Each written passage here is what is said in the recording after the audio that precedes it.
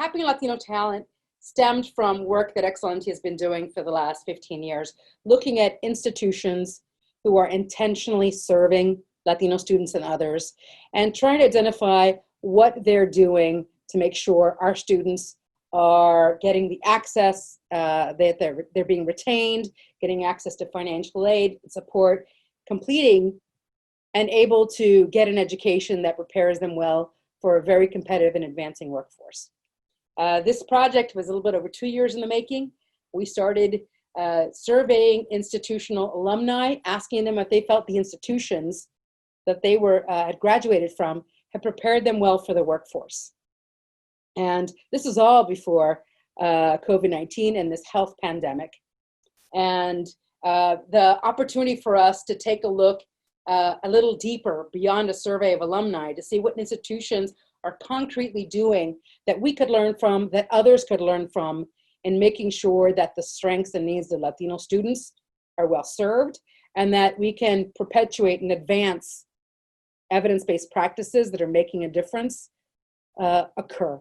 That is so much of the focus of Excelencia in Education, and what we're trying to do to make sure that Latino students and all students are well served. That is the underpinning for this project and this work. What we are so grateful for is that we had partnership with institutions that were willing to dig deeper and engage with us in conversation, but also analysis and thinking about what they were doing and what more they could be doing to make sure that their Latino students and their graduates were well served and prepared for the competitive workforce that we're in. We also ended up, this report was completed before the health pandemic. And so the institutions that we'll be talking about were very generous and talking to us afterwards. We held the report for a little bit to get a sense of what they were doing in March and April to try and address the health pandemic and what was happening on their campuses. Because just like that, in an environment where it looked like their education for these students was going to propel them to a very healthy and robust opportunity in the workforce, changed very quickly. And our institutions also adapted very quickly to make sure that they were continuing to serve their students and stay true to their commitment to make sure that the students were well served overall and beyond just the education they received. So all that's a little bit of backdrop and context. I'd like to share with you a little bit about the overview for today's discussion and our fine colleagues who are going to be with us today. First, last week we released this report. If you have not accessed it, please do visit our website at excelencia.org, and we are happy, hopefully you will be able to download it and take a look at much more detail than we're able to capture in this webinar itself. Thank you, Janette. If you go to the next slide, please. So I want to kind of share a quick overview and then make sure that Janette takes over, who was the co-author, but the lead in the research that we did with our practice overall. We want to make sure that we're capturing very quick sense of what the institutions did, some takeaways for those of you who are at institutions or thinking about what more you can do or what others are doing that you can learn from. And we want to talk a little bit about the experience of COVID-19. And then we're going to kick it to the panelists, and I'll serve as kind of moderator to make sure, and I will introduce our panelists at that time. With that, I'd like to get us started. Say Janette Martinez, who is our Senior Policy and Research Analyst at Excelencia in Education, and as I shared, was the primary author for this work to get us going with some of your findings. Janette? Thank you, Deborah. So again, my name is Janette, and I was one of the co-authors with Deborah. So I'm really excited to share some of our primary takeaways and common practices from the institution. As Deborah mentioned, this is based on the work of case studies of 4 Hispanic-serving institutions, which vary in location and size. However, despite this variance, we saw a lot of common trends. So our primary takeaway from this report is that institutions that know who they are serving, like the 4 featured in Tapping Latino Talent, can more readily adapt and serve their students best, especially in challenging times, such as what's happening right now with COVID-19. So these 4 institutions are continuously adapting, and the practices we found that are common across all 4 institutions challenge common misconceptions about the role of an institution. So the first assumption that is often made is that career services is the primary way institutions link graduates to the workforce. The reality that we saw across these 4 campuses is that workforce preparation is a goal across campus, not just the role of the Career Services Office. So there's institutional leadership, commitment from faculty. Everyone sees like the workforce preparation as part of their job, not just the role of a Career Services Director. Second assumption is that institutions are resistant to change despite the demography and economy around them. The reality that we saw is that the institutions in this report have adapted to the changes in workforce demand and the changes in their student bodies. And so they understand that as they enroll more first-generation students, they're going to have to prepare their students differently in order to make sure that they are prepared for success in the workforce. Third, another common assumption is that institutions are out of touch with the needs of both students and the current workforce. But in reality, we saw that institutions are continually revamping their efforts based on data and workforce demands. And we see this especially around COVID-19 as institutions understand what are the needs in the workforce right now, what jobs are available, and how do we adapt to make sure we're preparing students for jobs that they can actually get when they graduate. Fourth assumption that's made of institutions is that students lack hands-on experience, despite employers' ability to pay for their students' work as interns. It's often assumed that students just don't have the experience because they're just not going out to get it, and it exists. It's just not. It's their fault for not getting an unpaid internship. But the reality is that institutions understand that that's not the case, instead are emphasizing experiential learning opportunities in and outside of the classroom to expand access to hands-on learning. This means building in experiential learning, such as projects, semester-long projects that students can use to really show to employers, hey, I have had a chance to apply my learning in a real context. And in order to make that accessible to all students, not just the ones who can afford unpaid internships. And last, another common assumption is that institutions have a general and broad perspective based on national workforce opportunities. What we see in reality across these 4 institutions in the report is that these institutions work with local employers to meet the needs of the region and make the transition from school to work easier for their students. This doesn't mean that their students aren't set up for success anywhere that they would want to go across the country. And they also understand that many of their students are going to stay nearby, and they need to make sure that they are able to set up their students to enter the workforce in their area, and they see themselves as part of the infrastructure and the ecosystem and important drivers of the economy in their service area. So as I mentioned, these are common practices across the 4 Hispanic-serving institutions that are featured in the report, but they're all very diverse. And so I wanted to highlight just one of the many practices that are featured in the report. Many of these are detailed in the case study, and I really recommend you taking the time to go through and look for a lot more detail. So first, participating institution is Felician University, located in New York. They have a small institution, about 1,600 students, 30% of whom are New Jersey. I'm sorry? New Jersey. Oh, New Jersey, I'm sorry, right outside of New York. They're in New Jersey, right outside of New York. About 30% of their students are Latino. One practice that stood out is their internship fund. So they understood and they recognized that many of their students were unable to access unpaid internships, which is common in New York City. And they didn't want that to be a barrier for their students. So they fundraised in order to create a fund for their students to be able to meet their needs and still be able to partake in these internships that are important for their workforce success. Second, Florida International University, located in Southern Florida, much larger, close to 49,000 students, and 67% of their student body is Latino. One practice that stood out is the embedded career services advisors. So in some of the departments and some of the colleges in the institution, the career services advisors are embedded into the academic unit. So instead of having to send students to separate offices, they know that it's all part of one cohesive effort between academics and career services to help students graduate and enter into the workforce. Third, we have Lehman College, which is in New York, just north of, in the Bronx, about 13,000 students, 58% of whom are Latino.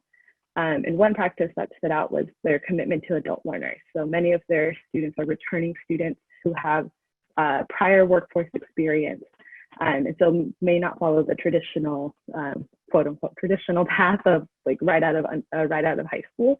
And so they have practices to make sure that students are getting credit for their prior workforce experiences, in addition to ensuring that their services, career services and classes are accessible for those who are working 40-hour weeks, working full-time jobs.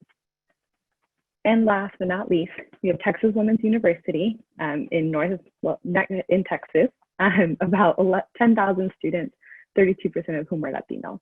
And one practice that stood out is Project Biomedical, which is an opportunity for students to do experiential learning, and the participants in the program receive the hands-on learning opportunity.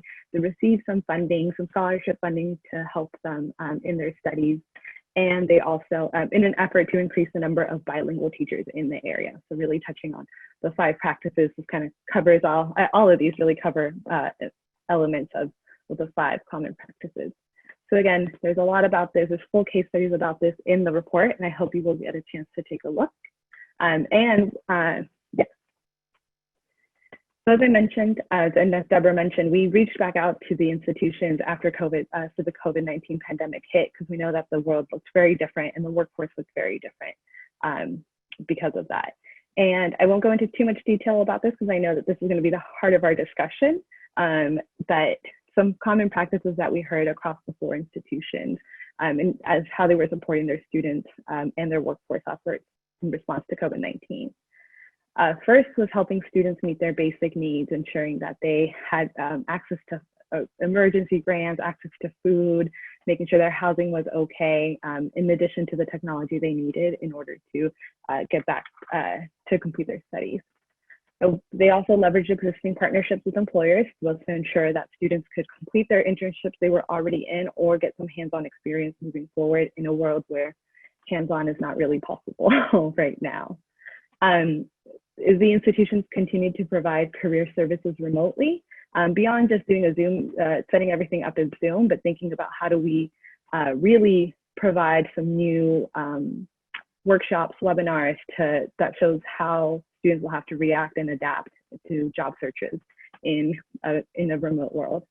And last but not least, creating online networking opportunities for students, which were so key for many students to find internships, to find jobs, and they didn't want those to go away for the students, and so they continue to create these online opportunities. So with that, I will go ahead and hand it back over to Deborah, who will get us started on our discussion.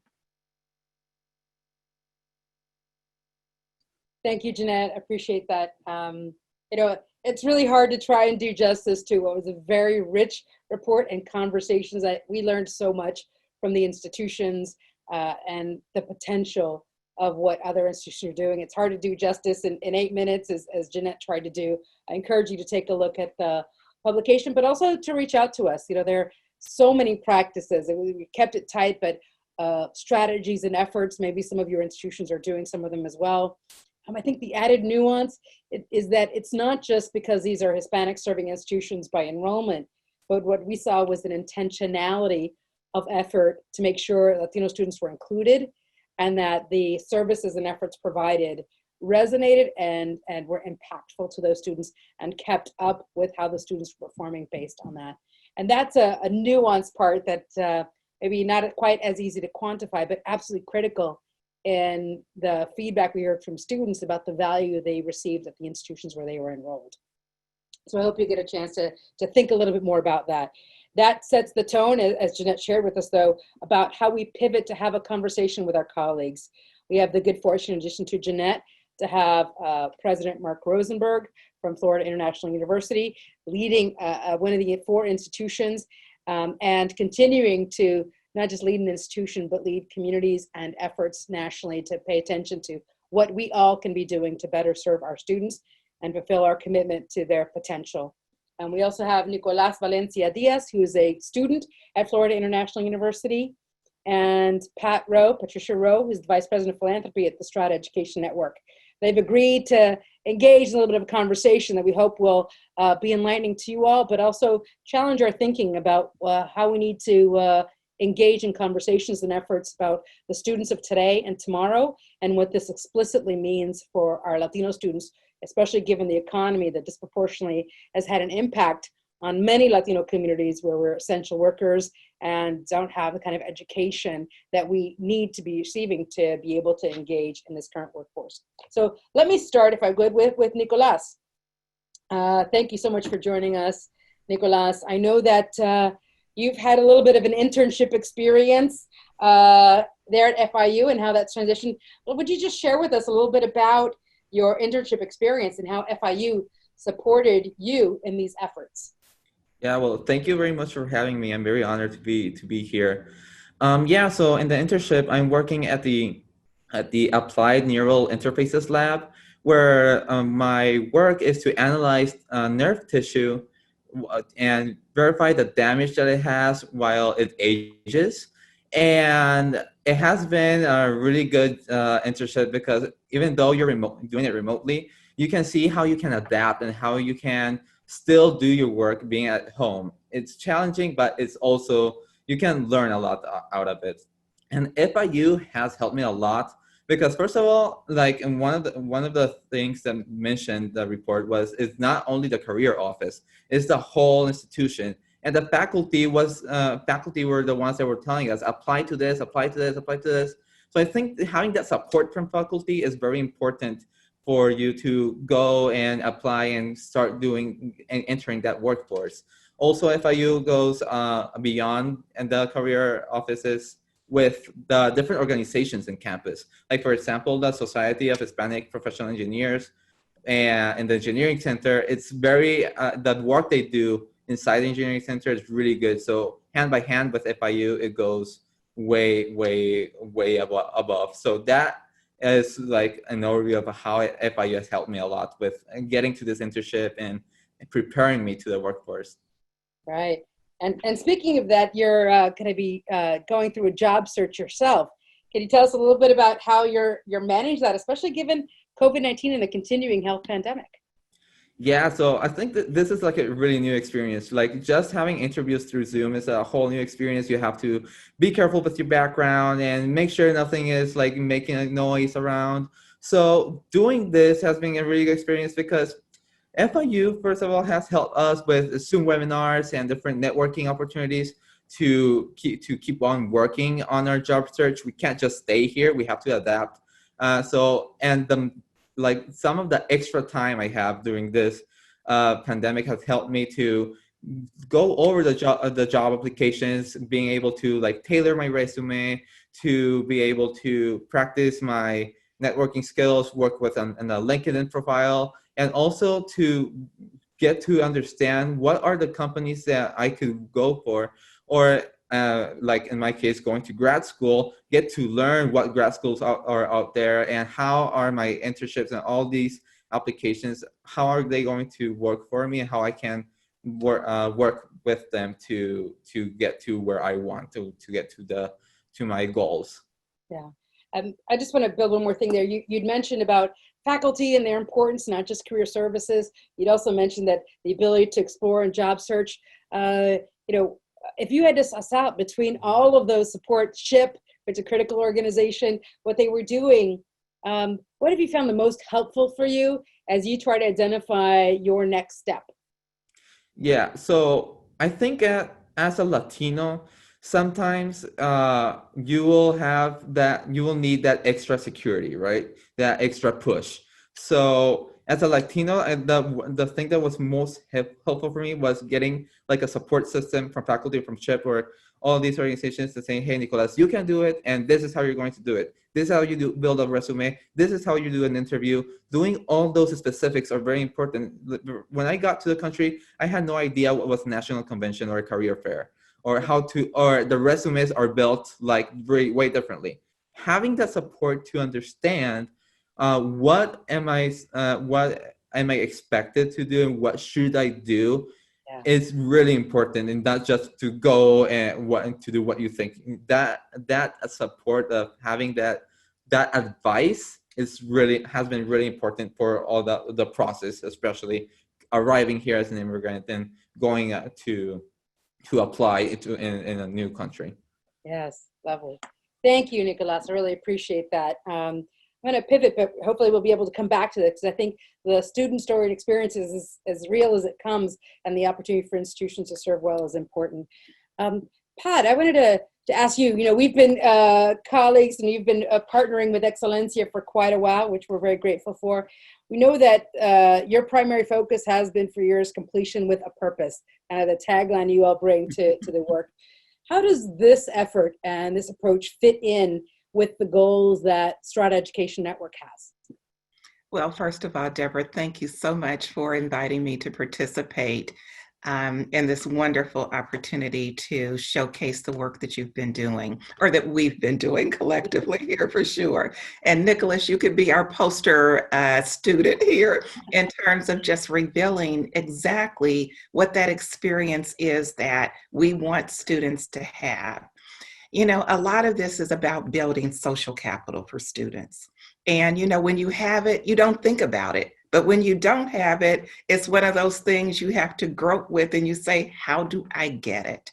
So when you look at what our focus has been, completion with a purpose, our work has been related to blending education and employment, because we believe those are the components that really help a student to be able to transition successfully to their career. However, it's not without supports. It's not without opportunity throughout that experience, whether you had a 2-year institution or a 4-year institution like Nicolas is right now. It's not only getting in and having access, it is learning about your institution, understanding what your career pathway really is, and being able to network not only with your professors, but also with employers and individuals from the outside who can come in and augment those experiences, hopefully right there in the classroom. So our work has been related to helping institutions to be able to open those doors so that employers can come in and enrich the experience of the students so that they're better prepared and they understand how the industry is changing and what those needs actually are. Yeah, thanks, Pat. Some of our work in the past is we had this piece called Finding Your Workforce, because we kept hearing people say, we want more Latinos, but we either don't know where to find them, or they're not getting degrees in the areas that we need. You shared an interesting perspective right now, which is also looking at it from the employer's perspective, what more they can be doing to make sure that they are looking at who the students are and the potential overall. Have you seen other efforts or practices that you would want to share with us that institutions or employers are doing to make sure that they're finding their workforce and that Latinos are included in that effort? Absolutely. And first of all, let me point everyone who is participating on the webinar to our website, because we have recorded some work that we're doing with employers and partners on that website. We have those initiatives that are being done in the urban setting, those that are being done in the rural setting. And what you'll see is that opportunity for employers to come in and actually work with the institution to prepare the curriculum in a way that it allows those students to experience exactly what they're going to need. Some of the practices that we have found to be intricately tied to the success of that student. And let me share one from the faculty's perspective, because first of all, I had a faculty member come to me and say, you know what, Pat, before we really we started to pivot this work, you know what, I had always operated from the confines of these walls within the institution. I really never had to step outside. And so in essence, what I was doing is preparing my students really to be professors and to work within the four walls or the institutional setting. But when we had the project with you and it forced us to get outside our comfort zone and really ask employers what they're doing, what's new in the field, would they come in and work with us? Not only were they receptive, but it was an eye-opening experience for me, and it helped me to pivot in terms of how I can relate to my students and the wealth of information and knowledge that I can bring to them. So I think from the faculty perspective, it's important for them to be honored in a way that they can go out and they can work with those career services teams or actual employers to be able to bring those experiences in-house. Secondarily, I'll say this, that we have a relationship with an entity called Braven. And what Braven has done is they have developed a 16-week course that is a credit-bearing course that they are actually deploying within the institution. What they're doing is, as freshmen and sophomores, they're connecting with the student and beginning to talk about pathways and career services right up front. Because oftentimes when you're first coming in, students don't think about that.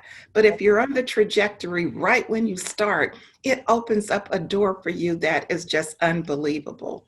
16-week course. They have career coaches that are from the industries working with the students.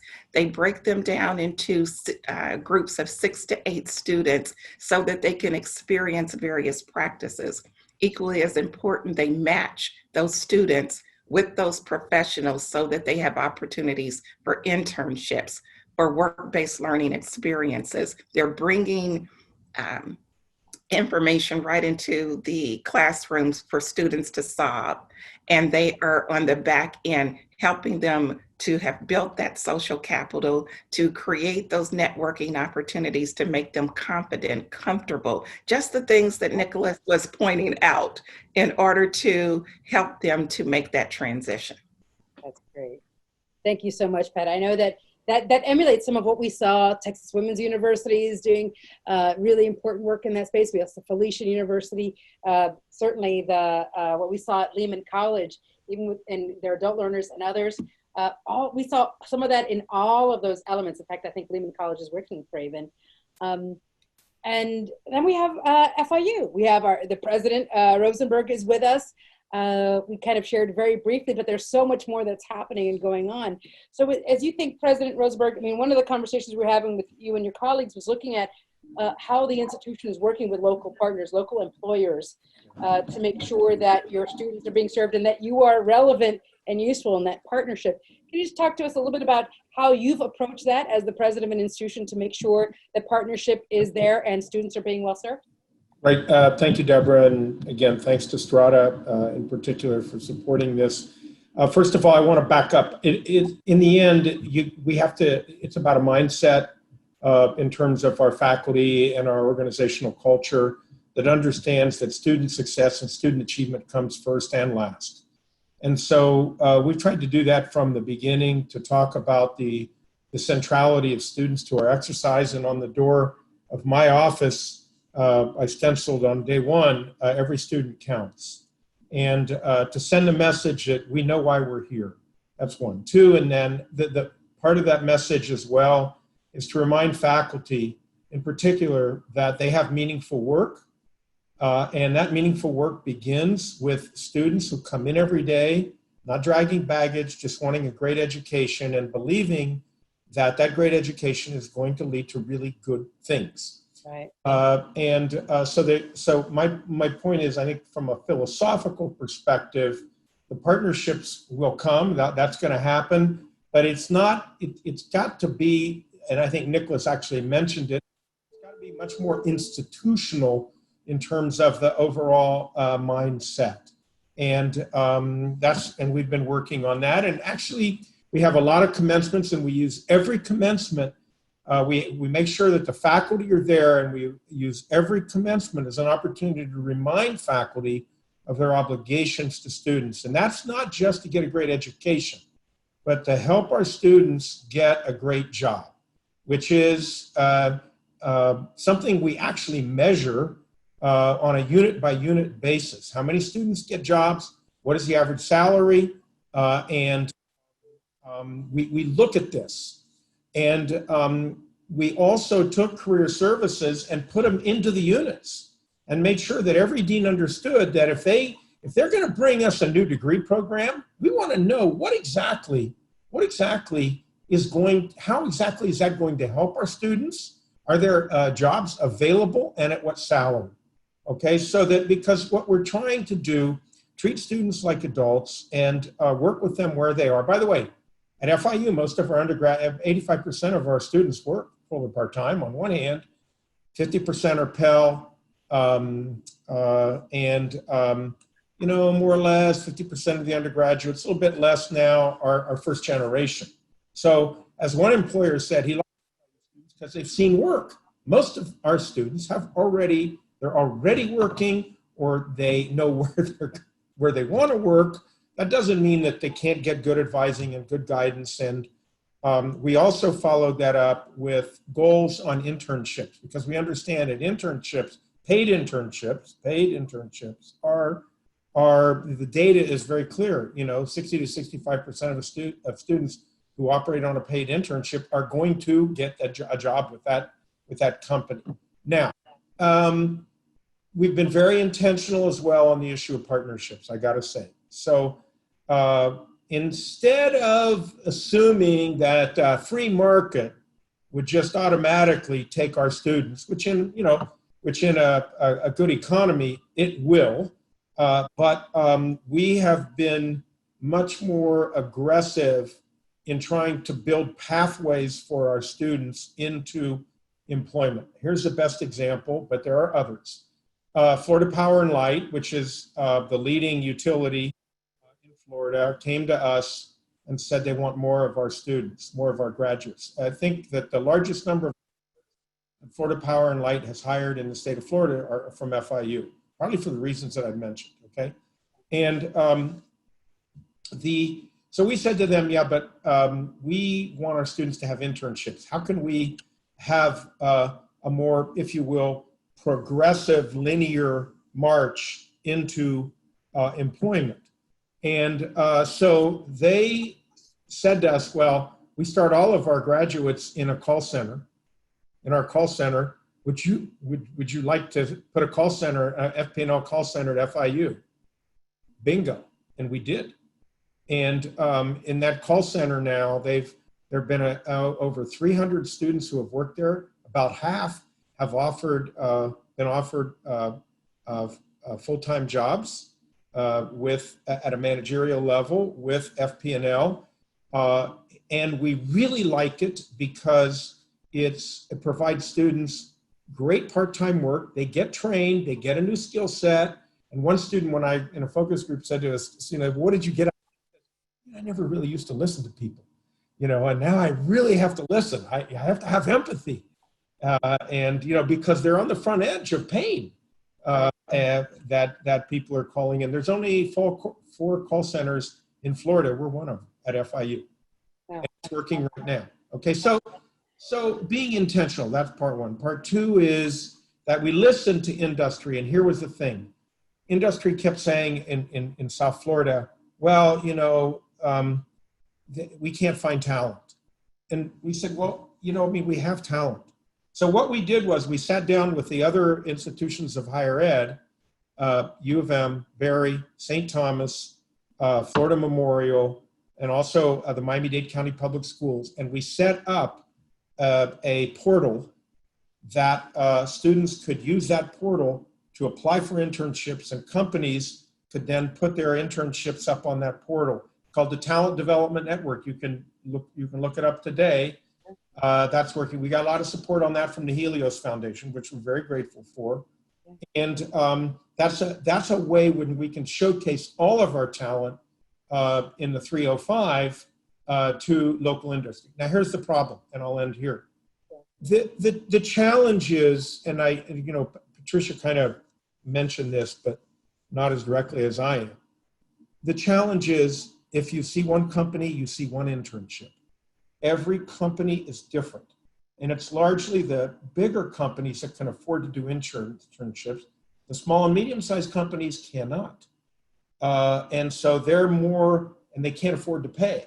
So getting good practical experience for our students is really hard work. But we feel by decentralizing it and holding our academic units accountable, it makes it easier to get that done. Yeah, that's great.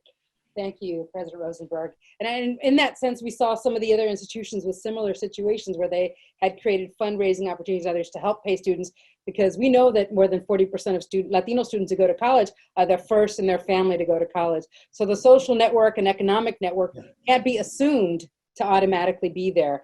I know we've had lots of conversations, Mark, about the work you all have been doing.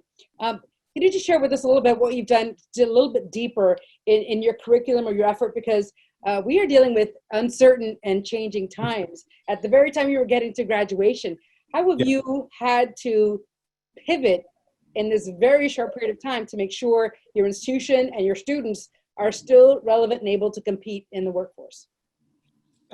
Well, I mean, the first thing is, and that pivot, which was in early March, like most institutions of higher education, we had to go to essentially what I would call fully remote. And I got to tell you that in our case, we converted 4,700 courses in a period of 3 or 4 days. The faculty were awesome. I'm not saying that weren't without the glitches. Nicolas can talk about those. But that was just the start.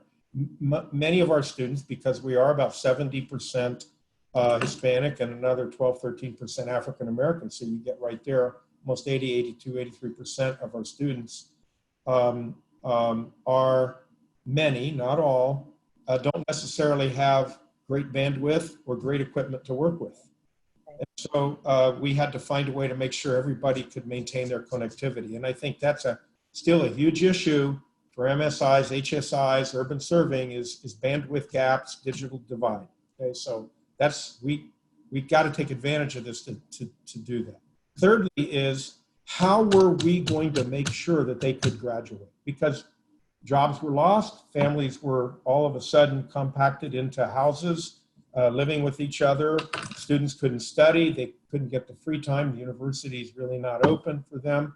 So we spent a lot of time trying to understand which students are having difficulties, what are their difficulties, and sorted through those. I'll give you an example. A student wrote to me and was angry that it turns out that 3 exams were on the same day, in the context of this change. So we actually, we went student by student, we went faculty by faculty, and we sorted that out for him, and we elongated. But then his response was, no, you missed my point. My point is the faculty still have the same expectations, for our productivity with these changes. So we had to have a conversation with faculty, and then ultimately what we did is the faculty senate decided to go to pass-fail to kind of take the pressure off. Because a lot of students didn't have any place to study, didn't have bandwidth, and we had to be sensitive to that. And finally, we also accelerated our work on badging, making sure that students could get short-term micro-credentials. We think that's very important going forward. And on the good side of this, the lesson learned is we've got to be more agile in becoming less, or let me restate it. We've got to be more agile in becoming learner-centered. Not just being student-centered. Because there's a lot of people out there now who need retraining, who can't afford the time to get a full degree, but who need skill sets that we have the capability to provide. That's great. So we're working on that aggressively for our community. Great, thank you. And I know that we've had conversations with yourself, and you'd shared some interesting work you were doing to help the hospitality graduates be able to pivot for what's happening with COVID-19. Okay, so and I'm going to go to Janette. So I think that here, your geography is your destiny and your demography is our destiny. So in our case, we have a huge hospitality industry, and when the restaurants got shut down, which is they got reopened and now they're being shut down again, a lot of people lost their jobs. And so what our School of Hospitality Management did is went out and partnered with the South Beach Wine and Food Festival. They're a partner of ours, we raised about $1,750,000, and then we found a way to distribute it to local restaurants whose employees had been, lost their jobs, to be an employee relief fund. Now it turns out that about a third of restaurants were owned by FIU graduates, and many of the employees who got the relief funding were actually FIU students who were working part-time to pay for their educations. So this is a serious problem again, and there's a conversation again about what we can do to step up. But again, that's a philosophical piece, Deborah, and part of it is that our attitude as an urban serving and as an HSI is that we don't want to lighten our load. We just want broader shoulders. So, and we're willing to get engaged. Yes. And you have broad shoulders, which is true. And I think the other institutions we work with also were manifesting that they're not of the size and scale. We just saw some serious commitment to their service area and how they could engage with employers and others, which is core. Janette, you want to just share with us a couple of other more concrete examples that you heard from some of the other institutions? Definitely. In terms of engaging with service area, we actually, one of the really cool parts of this project included a day-long, or a two-day conversation roundtable, and we asked the employers, or we asked the institutions to identify employer partners, and all of them were able to pretty easily right off the bat find, here's an organization that's been taking our students and has been working with us from the beginning. So at Texas Women's University, they work really closely with Geico because the recruiter there is like, I'm going to help you. I'm going to bring in my corporate knowledge and help you apply it to how, we help Latino students talk about their experiences. Often they think, the work that they're doing working as a waitress doesn't seem like it's useful to applying for new jobs, but it's like, no, here's how you talk about how you manage, you multitask, you're able to manage in a crisis. As a former waitress myself, it's a lot. And so that was really useful. We heard from Lehman College. They had a nonprofit partner who was also in the Bronx, and they are very committed to their service area, knowing their goal is to increase the number of degrees in the Bronx. And it was just really great to see that true commitment from their neighborhood nonprofits to increase not just internships for their students, but also bringing that experiential learning, recruiting students who could do some arts programming for their students and for their program, and it helps for the students get some internship credit as well. And also from Felician University, they have really close partnerships with the K-12 system, and they do a lot of work to recruit or to send their students into the classrooms and this is also the same case with the healthcare system, send their students into those locations from their junior year, and by their senior year, many of them have job placements in hand because they have already built those relationships starting from early on, and it's all just kind of been in conjunction with each other, so students are kind of set up early on, like this is going to be my path. That's great, thank you. Just one more question, then we'll open it up if we have some questions from those who've been in attendance. Back to you, Nicolas, because I was intrigued. I know that your degree is in biomedical engineering, and you mentioned the ability to do some of this work from home, some of your research and analysis. Did you have the equipment, or how did you manage that? And then how did you pitch that as you start looking at what your next step is, to say that I have this kind of experience to give credit for in this current environment to think about your next steps?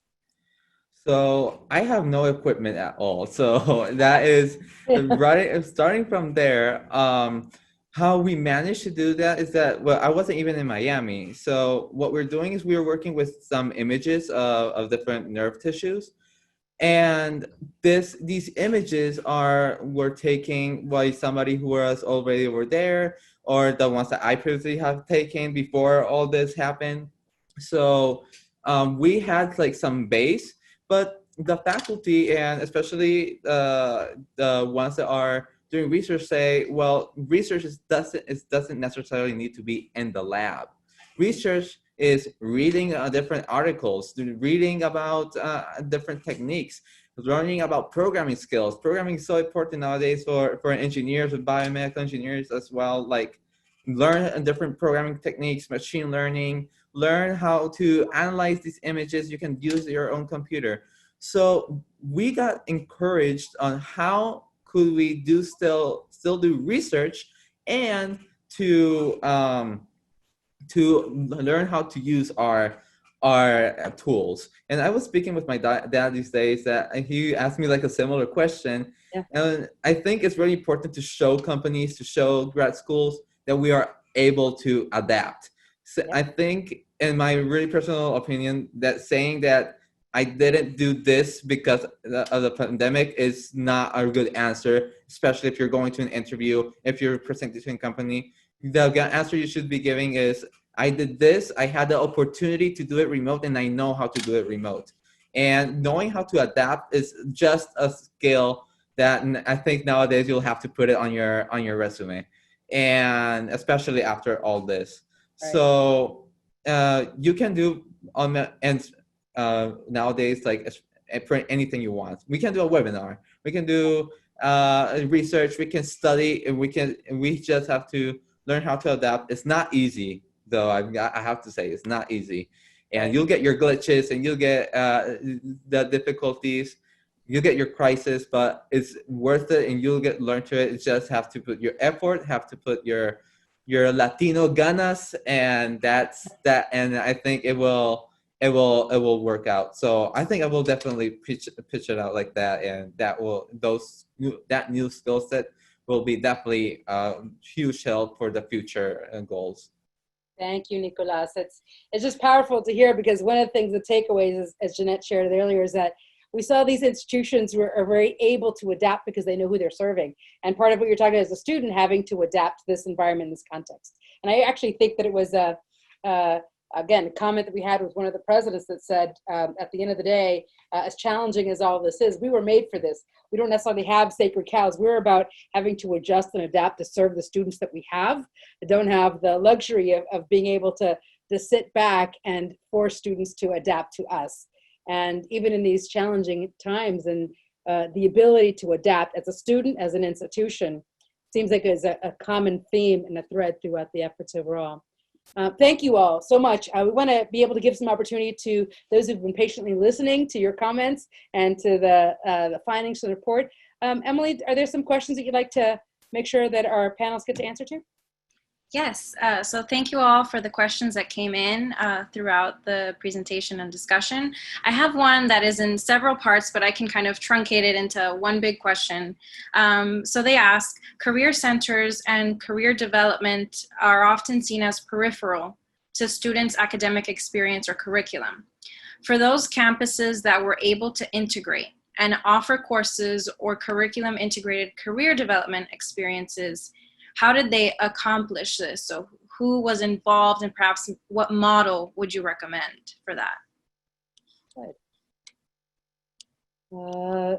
Janette or Mark, are you going to respond to that from an institutional perspective? Yeah, basically, look, I mean, there's a lot of sacred cows here that have to be, you got to start, we got to begin with the end in mind. And the end in mind is meaningful employment for our students. It is in part a result of the value-added services that you're providing through the learning that they get at your institution. So but in order to emphasize that, I mean, we did have accountability numbers that we were using with each unit. And by the way, the entire system has that as well. Right. It may have come out of a logic that in some respects I was a bit uncomfortable with, because where you work backward from, well, why are you offering X major when there's no jobs out there? You all have heard that. And of course the humanities and the social sciences get disproportionately beat up. But it was well intended, and we understood it as that, and then began to measure what we were doing. Then we worked backwards to understand that it was impossible to have one traditional career services unit address it, that it really needed to start from the president, the provost, to the deans, so that they would hold their units accountable. And also the faculty to take a little responsibility for understanding that a lot of our students go into debt to get their education. And while they need an education for education's sake, they're also there for a real reason, and that is to support their families when they graduate. So I think that you have to, start with it from the top and work backwards, but you begin with the end in mind, and that is having employment possibilities for your students or graduate school possibilities for your students. Many, anyway, there are some who are just coming there to get more education. Sure. Fine. But the larger majority that we see, particularly at HSIs, they're there because they got to be there. Absolutely. Thank you. That's great. Emily. Sure, thank you. So we have another question. To Nicolas's point, broadening skills, Latino and other underrepresented students are often overrepresented in the social science majors. While these majors help students develop broad liberal arts knowledge and critical thinking skills, they don't often offer many opportunities to work on real-world projects. Whereas majors like engineering and business, they might have those experiences. So what can be done to address this? And they mentioned a net result is a disconnect between students and employers. So how can that be addressed? It's interesting. Nicolas, I know that you had experience. You're very much in the STEM field and the work with SHIP. So, I mean, you're welcome to respond to that if you'd like, but I do think this is a broader question, even Pat, thinking about what does that mean as you're looking at what students are studying, what employers are looking for, and how you reconcile that. Well, go ahead, Nicolas. I'll let you. Nicolas, and then Pat, please. Awesome. So I'm from the engineering point of view, I think, yes, there are opportunities. Yes, there are different ways to get into the workforce, but I do think that there is also like a lack of opportunities somewhere. There's still not a lack, but maybe we still need more opportunities. We still need to open up to the Latinos, and something that was that FIU does a lot. And I don't know if it applies to the social, but for engineering, especially for BME. BME is a field where it's very complicated to get companies where to work at, but FIU has found local companies where biomedical engineers can go to work at, can go and do internships. We also have our own career fair for biomedical engineers. So and network opportunities. So I think that applying that to social measures could help a lot. Focusing on the local communities. All our local communities need different works, and not only in engineering. So I think finding the opportunities on side of our community, I think that's crucial for any type of major. Thank you. Great, Nicolas. Yes, Pat. Now I'm going to answer this kind of more broadly, because I think with a liberal arts or a social type of degree program, that what is really happening there is you're being taught how to think, how to analyze, how to be nimble, how to be able to switch gears at a moment, to work in groups, to work independently. So first of all, you have to think about the skill sets that are being taken or received out of a degree program. And then, because our world is just so rich in opportunity, what do individuals gravitate towards? What makes them feel good about the work and the experience that they want? Just because you graduate in something that does not lead to a specific pathway, what it creates is the opportunity for you to be a little bit more broad in your approach there. And you know, what has really changed, I believe, in higher ed is that individuals are now going for, in many instances, work that they just really enjoy and that is going to make them happy as individuals, as opposed to just working for the fact and experience of working and putting food on the table and paying the bills. So I think when you get education that isn't specifically aligned and there's no employer out there, that's when you have the opportunity to view this from a different lens and look at what do these skill sets map to? There are still pathways out there. I remember a few years ago in some community work I was doing that we had an opportunity to engage with the art industry. And we looked at the type of majors that were successful there. And many times individuals that have music degrees, they also are analytical. They also are very conscientious. They're just very good at being adaptable to various industries. So that's where I would say those individuals can almost be a part of any industry that they desire to. But this is where it's important from the networking perspective to be able to connect with individuals who are already out there that have similar personalities and that can lead you and take you down pathways that connect you to various professionals and various types of career opportunities. Great. Pat, thank you. It's important. I know many of us here have gotten degrees in humanities, and that ability to apply and adapt is core. And I would say that, President Rosenberg mentioned earlier, I know we're having to wrap up now, but mentioned that here's an institution that created work pathways, acknowledging that it's not just getting a degree in philosophy means you're going to do something in philosophy, that it is broader than that. And that's an important part for an institutional role. And we saw that time and time again.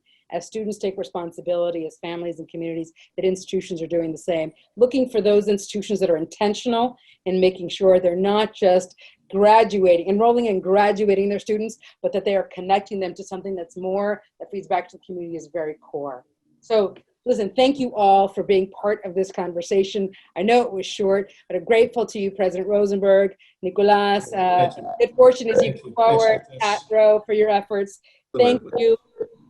I hope that you all who've been listening will pay attention to this report, this brief that we've put together. I think it's important to spur and engage in dialogue. We know there are lots more examples out there. At Excelencia, we're committed to be asset-based. We want to know what's working and perpetuate that. It's easy to criticize and find things that aren't working, but finding what's working and making sure that it's serving our students well is core to what we do, and hopefully for you who are attending here as well. So thank you again. If you have questions, please check out our website or reach out to us at research@excelencia.org. Thank you to all, and please look for the webinar if you're interested in more information.